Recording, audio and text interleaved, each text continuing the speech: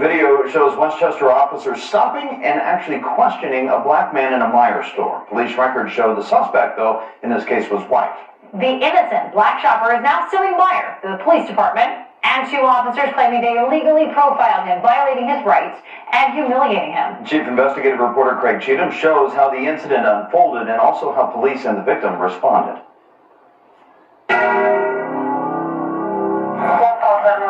Westchester Police body camera video shows officers Tim Menkenball and Tanner Sendez looking for a possible shoplifter 10 minutes after a police dispatcher gave this description.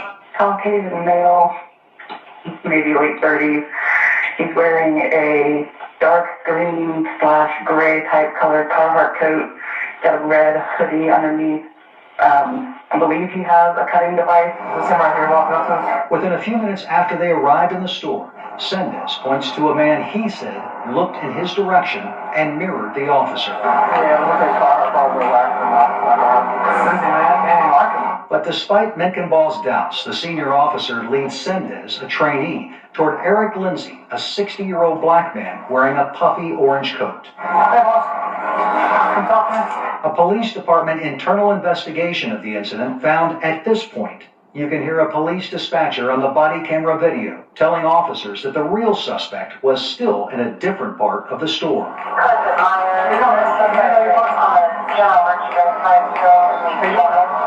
doing well until I got stopped. What's up?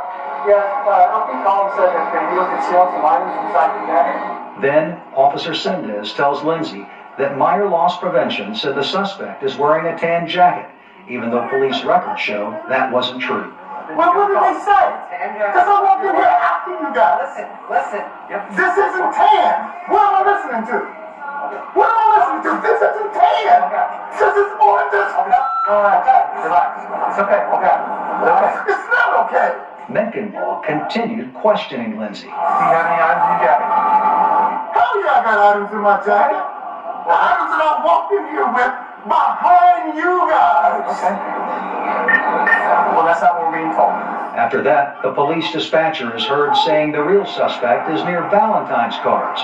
Sendez leaves with a Meijer employee, later identified as a manager. Menkenball follows. 2 minutes later, a different officer arrested a white man who matched the description of the suspect. If they made a mistake like that, and it was truly a mistake, what kind of people are you hiring and giving a gun to? They made mistakes here. Westchester Police Chief Joel Herzog says the police department's internal investigation found Menkenball and Sendez violated police department policy that prohibits unjustifiable stopping and questioning of citizens, but found no evidence that the officers stopped Lindsay because he's black. When Officer Sendez first saw him and when Officer Menkenball first saw him, neither could tell his race. I think Officer Sendez says he kept mirroring me, which he felt in his experience in loss prevention led to, hey, this guy's watching us also, so maybe this guy's involved. But descriptions constantly change in our line of work. But there's no evidence that description changed, correct? Not in this, no. But that doesn't mean between the time the description's put out, they have clothing in the store that many times suspects discard what they're wearing. The I-team asked Herzog and Lindsay to watch the same body camera video of the incident and describe what they see. These guys remained professional throughout this. They didn't escalate, as Mr. Lindsay. You got the wrong. Admit it.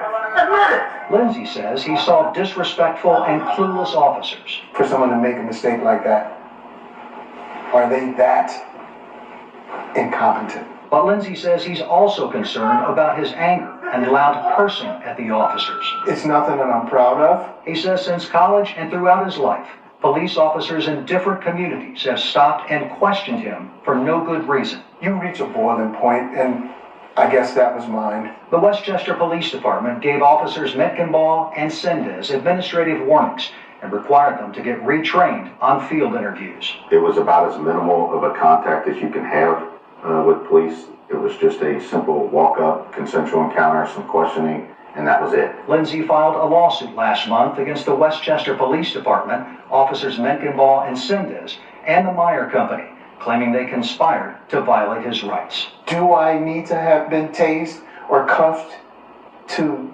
feel like I was done wrong? I don't think so.